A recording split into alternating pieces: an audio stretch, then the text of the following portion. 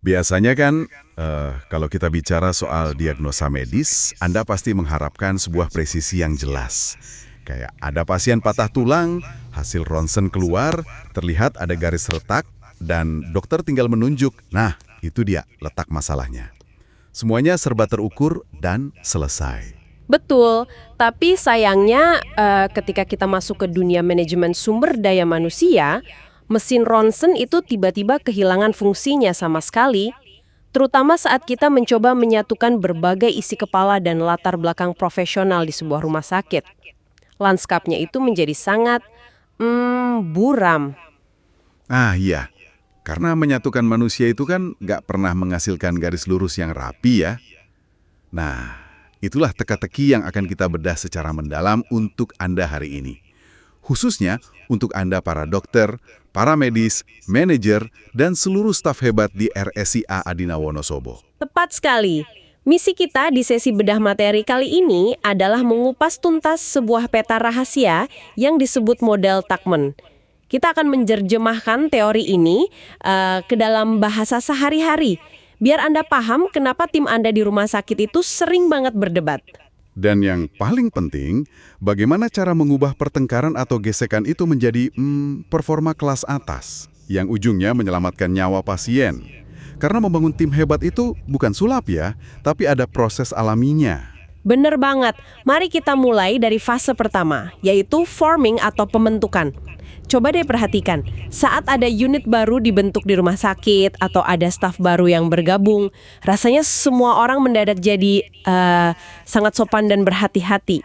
Oh, fase jaim ya, jaga image, semua cuma senyum, mengangguk, terus bilang, siap dokter, atau siap bu manajer.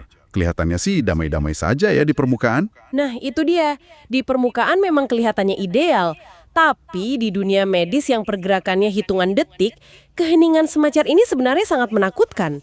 Semua orang sibuk menutupi ketidaktahuan mereka cuma demi terlihat kompeten di depan rekan baru. Tunggu, berarti kalau staf rumah sakit terus-terusan jaim dan nggak berani bicara jujur soal keterbatasan mereka, keselamatan pasien yang justru jadi taruhan dong. 100% betul. Makanya, topeng kesopanan ini pada akhirnya akan pecah dan tim akan terseret masuk ke fase kedua, yaitu storming atau masa timbulnya konflik. Tensi mulai naik nih di fase ini. Wah, kebayang sih. Bisanya di ruang IGD ya. Seorang dokter kan dituntut untuk ambil tindakan medis super cepat. Tapi di saat yang sama, staf admin menahan proses klaim karena data rekam medis untuk BPJS belum lengkap. Iya, itu contoh klasik yang sangat sering terjadi di lapangan. Dokter memprioritaskan kecepatan mutlak demi nyawa pasien, sementara staf admin melihat kelengkapan aturan sebagai benteng perlindungan rumah sakit. Gaya kerja mereka berbenturan keras. Masuk akal. Tapi, bukankah membiarkan ego profesional berbenturan secara terbuka seperti ini, malah berisiko menghancurkan tim RSIA Adina dari dalam? Maksudnya, malah jadi berantakan gitu? Justru kebalikannya. Berdasarkan data yang kita punya, memendam masalah dan menjadikannya gosip di belakang layar itu jauh lebih berisiko. Konflik terbuka dan perdebatan tentang cara kerja ini adalah satu-satunya jalan menuju kedewasaan tim. Ini masa kritisnya. Oh, oke. Berarti benturan ego di awal itu justru sangat perlu ya. Kita nggak bisa tiba-tiba melompat jadi tim hebat tanpa melewati adu argumen yang sehat terlebih dulu. Tepat. Kalau konflik ini berhasil dikelola, tim akan merangkak naik ke fase norming atau normalisasi. Di sini kepercayaan mulai tumbuh. Laporan-laporan yang tadinya cuma lisan mulai diganti jadi laporan berbasis data yang jelas. Jadi, staf mulai melepas ego unit masing-masing dan mulai fokus pada tujuan besar rumah sakit ya, kayak mutu pelayanan, keselamatan pasien, dan efisiensi kerja.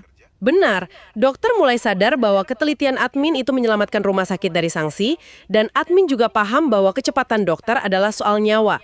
Setelah standar operasional baru terbentuk dari kompromi ini, barulah tim masuk ke fase performing. Kinerja puncak.